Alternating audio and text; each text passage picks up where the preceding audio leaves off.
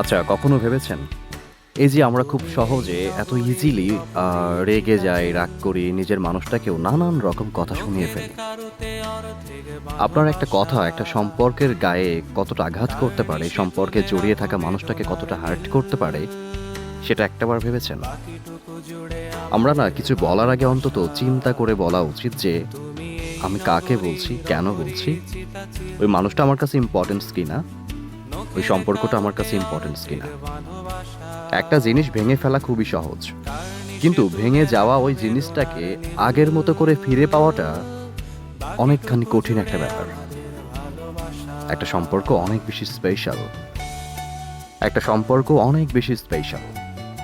So আমার মনে হয় সম্পর্কের জন্য হলেও অন্তত নিজেকে কখনো কখনো সংযত করা উচিত, একটু ভাবা উচিত যে না, আমার মানুষ তো, ঠিক আছে, ঠিক করে নিই, কথা বলি।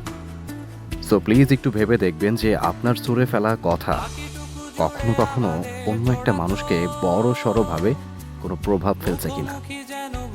দেখবেন একটা গোটা সম্পর্ক হয়তো বেঁচে গেলেও যেতে পারে,